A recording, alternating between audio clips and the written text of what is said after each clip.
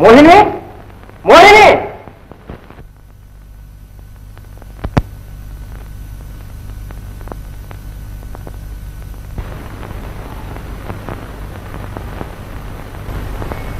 ఏమిటి ఆగడం?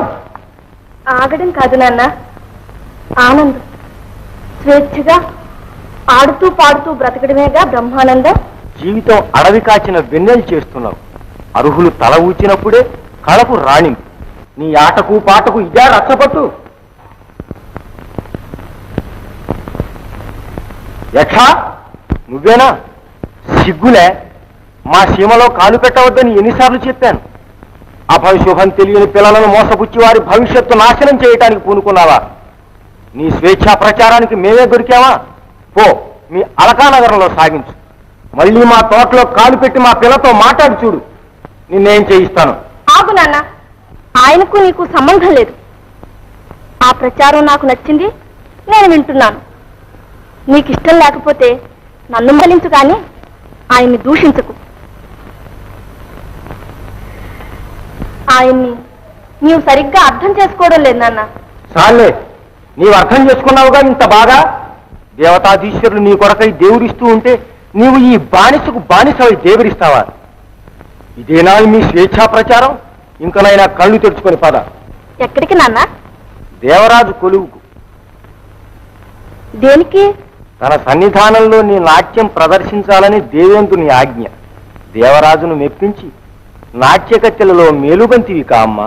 అంతేకాదు, అక్కడ ఏ మహర్షి బవిరి గడ్డంలోనైనా చిక్కుకున్నావా నిలువునా తరిస్తావు. నీ అబ్బ కూడా తరిస్తాడు. వెళ్ళు. చాలే, నడు. అతిగా ప్రసంగి. ఎందుకే అట్లా చూస్తావు? ఏముందా మొహాన? కదులు. ఇంకేముంది? మందో మంత్రమో పెట్టి మతి చెరిచాడు. నాకు అవసరం లేదు. తండ్రి వయ్యుండి నీకు ఇది ధర్మమేనా? రానో అంటుంటే ఎందుకీ నిర్బంధం?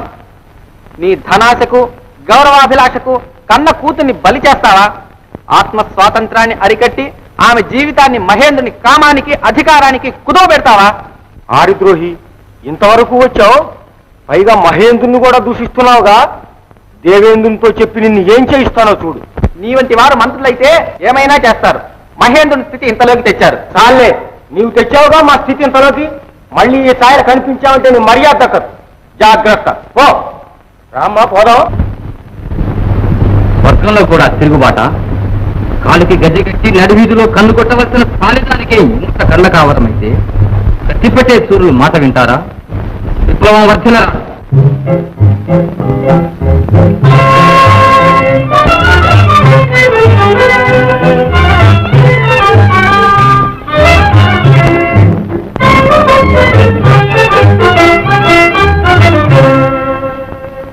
మోహిని, మహేంద్ర సభలో నాట్యం చేయటానికి అంగీకరించమ్మా. ఇంద్రుడు కాని మహేంద్రుడు కాని నేను అంగీకరించను తండ్రి. తప్పమ్మా, కష్ట సుఖాలు తెలియకుండా మాట్లాడుతున్నావు. ఇంద్రుడు లోకాలకు లోకేశ్వరులకు ప్రభు. ప్రభు శాసనాన్ని ప్రజలు తలదాల్చవలసినదే కాని ధిక్కరించరాదమ్మా. ఆ శక్తి మనకు లేదు. లోకేశ్వరుడే కాని మనకిష్టం లేని పని చేయమనడం ప్రభువుకు మాత్రం ధర్మమా? ఇష్టం కాకపోవటానికి ఏముందమ్మా?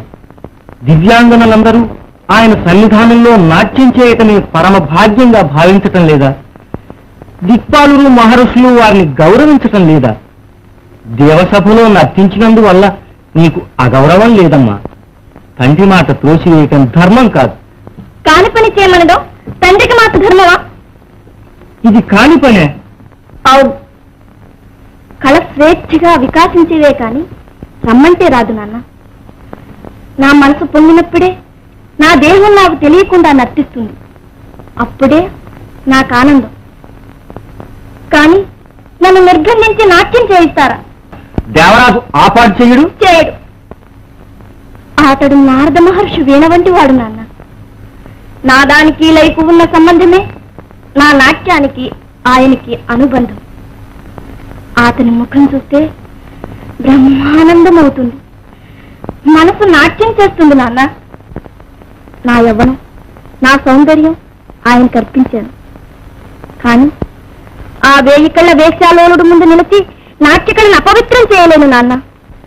నన్ను నిలువు నా దేవరాజు విషపు చూపు చూస్తూ ఉంటే నేను సహించలేను. అది నీకు మాత్రం పరువా?